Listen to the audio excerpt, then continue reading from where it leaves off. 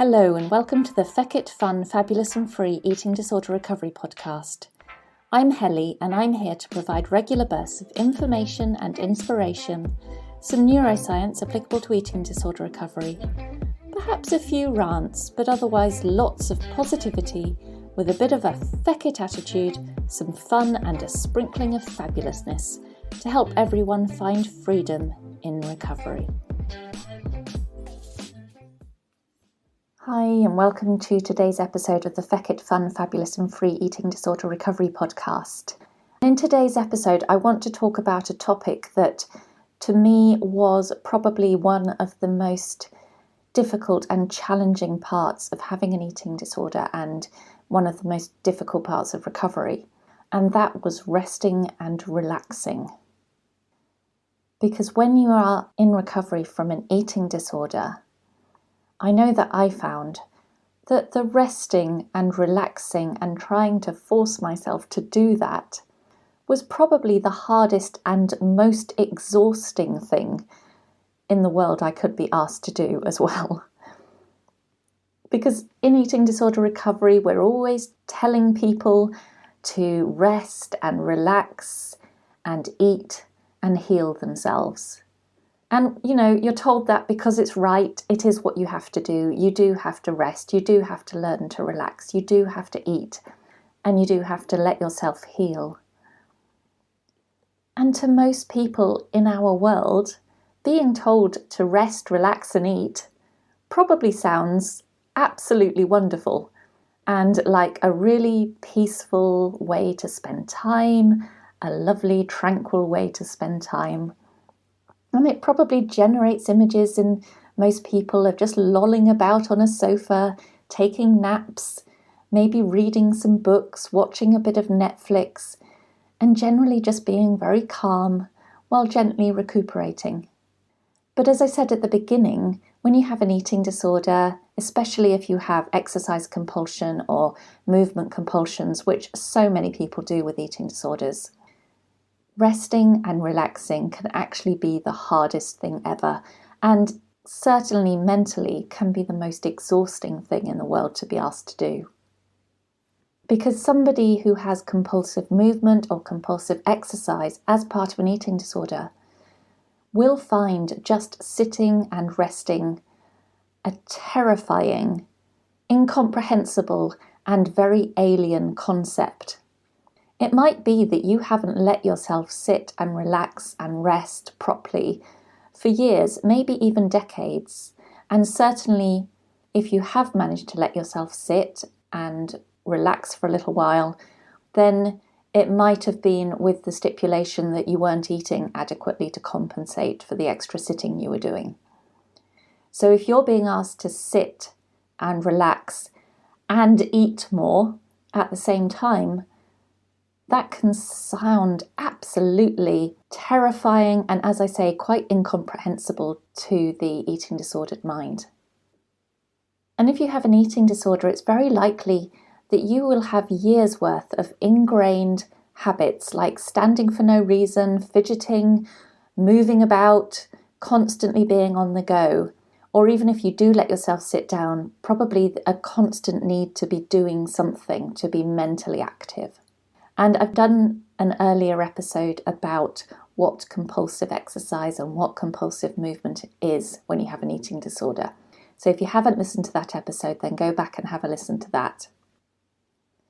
But as I say, even if you can make yourself sit down in recovery, or even if you have been able to sit down when you've had the active eating disorder, it's very likely that it's been very difficult for you to rest mentally, as well as physically letting yourself be still.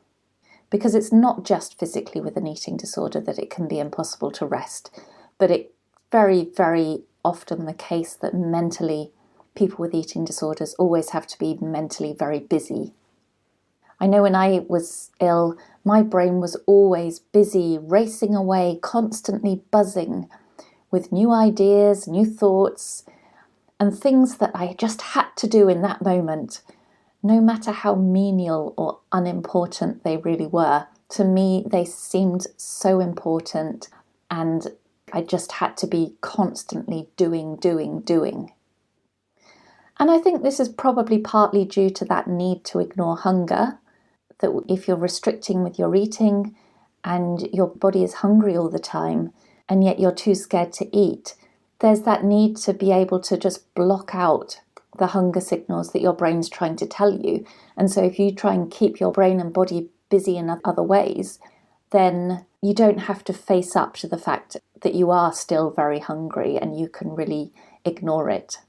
And I think that need to constantly be busy is also just having to deny how miserable life really is with an eating disorder. Because if you're busy, you can block out your reality in that way as well. But the truth is that the constant need to be on the go and active and busy is also a key way that a starved brain tries to keep somebody alert, on the go, hunting for food. Because it thinks food is scarce, so why would we rest? And after years of not resting, these active brain pathways become really and truly hardwired into us. And for me in recovery, not having rested for over a decade with the eating disorder meant it was a skill. And I really do use the word skill genuinely there, because it's something you have to learn to do. It takes expertise in some ways. So learning to rest was a skill that I had to relearn in recovery. Because sitting and doing nothing, and I mean really sitting and doing very, very little, felt so unnatural and produced incredible guilt, anxiety, distress, even terror at times. Or, okay, I might negotiate with myself that I would sit, but as long as I could have my laptop with me or my phone so that I could keep my brain busy, keep distracted, keep productive in some ways. But when I was doing that, it just led to a body that remained tense and hyper alert, which in turn just kept my anxiety really high. And that really wasn't helpful for recovery and really helpful to let the cortisol in my body come down so that I could properly learn how to rest and relax and let the hunger in as well. So when I was being asked to sit and just watch a film or read a book or close my eyes in recovery, yeah, most people would love an afternoon like that. And in theory, I also loved the idea of an afternoon like that. But in practice, when I had an eating disorder and in those early days of recovery, it was the most stressful way to spend time. So properly relaxing is a skill that needs relearning. And like learning any new skill, it feels clunky and wrong and absolutely mentally draining when you're first trying to do it. And I wish I could give you a magic pill or a magic answer for how to go about learning this new skill of rest and relaxation in your recovery. I really, really wish I could just say, this is how you do it, and it's really easy. It's not really easy. If it was really easy, then people would recover from eating disorders a lot faster and a lot more easily than they do. But it is possible. Unfortunately, though, it does take going through the difficult process. It takes pushing yourself into forcing yourself to rest and relax and making yourself eat a lot of food at the same time. Because actually, one thing I did find in my recovery was that once I got myself eating a consistently very high volume of food every single day, after probably not a very long time of eating a really high amount of food and doing that consistently, the urges to keep moving actually switched off. And it was quite remarkable how that happened. And I really do think that's all down to this brain thinking it needs to go out and hunt for food all the time, wanting to keep us busy and active in that way. But actually, once you're consistently feeding yourself, then that drive that the brain has to go out and hunt for food and keep you moving will switch off, because the brain now thinks, okay, food is consistently available in our environment.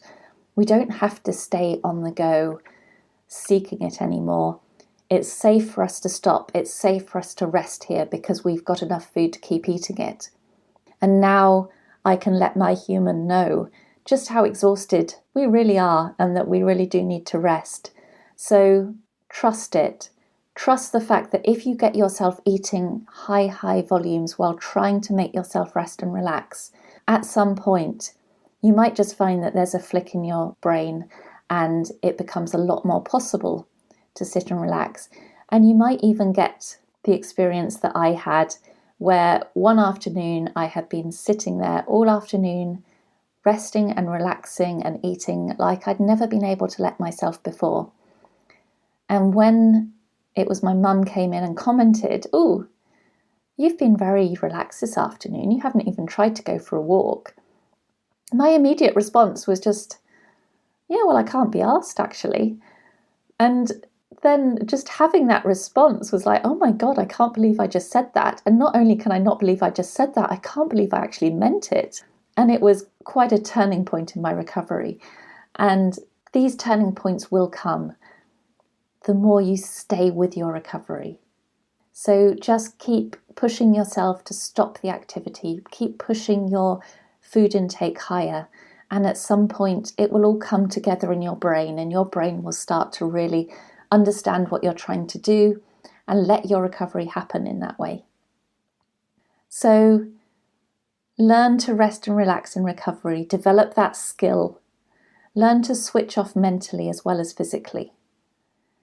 And then that future that I know you want, where you can sit and rest without anxiety, will be yours as well. So I hope that's helped some of you.